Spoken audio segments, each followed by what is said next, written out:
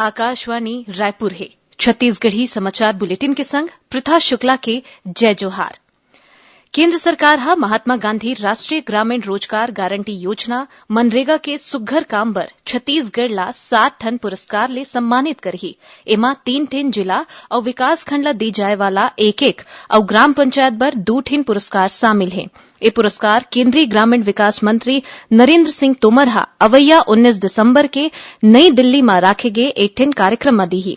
जानबा के मुताबिक प्रदेश ला मनरेगा के तहत इनिशिएटिव के काम बर देश भर में दूसर स्थान मिले है। संगे संग कार्यपूर्णता और सुशासन में घलो दूसर स्थान मिले है। जिला प्रशासन डाहर ले योजना के प्रभावी क्रियान्वयन बर मुंगेली ला चुने गए हैं। इनिशिएटिव के तहत जीआईएस संपत्ति पर्यवेक्षण क्रियान्वयन में जांजगीर चांपा जिला के पामगढ़ विकास खंड देश भर में दूसर स्थान में हावय। उन्हें हार्वेस्टिंग बर कोरिया जिला के पोड़ी ग्राम पंचायत ला दूसर और मनरेगा काम के क्रियान्वयन में बढ़िया काम खातिर बालोद जिला के धोती मटोला में तीसर स्थान मिले हैं। छत्तीसगढ़ हा नीति और बुनियादी ढांचा के तत्परता के संगे संग मिशन मोड परियोजना के प्रदर्शन के मामला में पहली स्थान हासिल करे है। डिजिटल स्टेट ऑफ इंडिया के रिपोर्ट में छत्तीसगढ़ के बाद महाराष्ट्र, हरियाणा, आंध्र प्रदेश और मध्य प्रदेश ला शीर्ष 5 राज्य में शामिल करे गए हैं। सीईओ कपिल देव सिंह बताइन है कि ये रिपोर्ट पीआईआर और एमएमपी के मापदंड में आधारित हवे।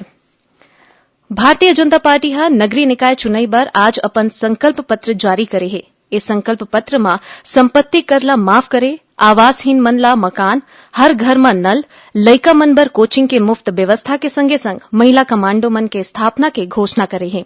पूर्व मुख्यमंत्री डॉ रमन सिंह, नेता प्रतिपक्ष धरमलाल कौशिक, वरिष्ठ नेता बृजमोहन अग्रवाल और पूर्व मंत्री अमर अग्रवाल हा इस संकल्प पत्र जारी करें। ये पत्र में 36 ठिन बिंदु हवय, जेमा एक दिन पेट्रोल डीजल ले मुक्त रहे के कवायद समेत कई ठिन मुद्दा ला शामिल करे गए हैं। प्रदेश में 21 दिसंबर के होवैया नगरीय निकाय चुनाई बर प्रचार अभियान में तेजी आ गई है। मुख्यमंत्री भूपेश बघेल हा आज दुर्ग में कांग्रेस प्रत्याशी मन के पक्ष में रोड शो करें। ए बेरा में मुख्यमंत्री हा खुला जीप में शहर के आने मार्ग ले गुजरें और लोगन मन ले कांग्रेस प्रत्याशी के पक्ष में वोट देहे के अपील करें हैं। राज्य निर्वाचन आयोग हा नगरीय निकाय चुनाई में चुनाई खर्चा नहीं देवैया 459 प्रत्याशी मन ला नोटिस जारी करे है। सबले ज्यादा बिलासपुर जिला में 109 प्रत्याशी मन ला नोटिस देके है। उन्हें रायपुर जिला में 91 उम्मीदवार मन ला नोटिस भेजे गए हैं। राज्य के बलरामपुर, सरगुजा, सुकमा, महासमुंद और बेमेतरा ऐसे जिला हरे जिहां के सबो प्रत्याशी मन अपन अपन व्यय लेखा दे डरीन है। राज्य निर्वाचन आयुक्त ठाकुर राम सिंह बताइन है कि महापौर अध्यक्ष के निर्वाचन अप्रत्यक्ष प्रणाली ले होए और पहली घाव पार्षद पद बर व्यय सीमा के निर्धारण करे ले ये काम चुनौतीपूर्ण हो गए है। एकर बर पहली घाव व्यय संपरीक्षक के मन के व्यवस्था घलो करे गए है। मौसम में आए अचानक बदलाव ले आज राजधानी रायपुर समेत प्रदेश के कई ठिन इलाका में थोड़ बहुत पानी गिरे के खबर है। तउहें उत्तरी छत्तीसगढ़ के कुछ एक जगह में ज्यादा पानी गिरे है। सबले ज्यादा पानी भैयाथान में गिरे है और मौसम के अचानक बदले ले सरगुजा, बस्तर समेत कुछ एक हिस्सा में ज्यादा जाड़ पड़त है। मौसम विज्ञानी एचपी चंद्राहा आकाशवाणी समाचार ला बताइन है कि बिहार और नॉर्थ ईस्ट क्षेत्र के ऊपर बने चक्रवात के सेतिर पानी गिरत है।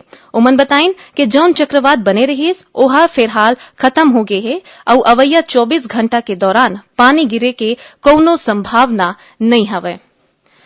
प्रदेश में बेमौसम बारिश के सेतिर जौन किसान धान नहीं बेच पाही उखर मन के धान दूसर दिन खरीदे जाही। राज्य सरकार डहार ले धान खरीदी केंद्र मन में धान ला बारिश ले बचाए बर ताल पत्री के पर्याप्त व्यवस्था करे गए है।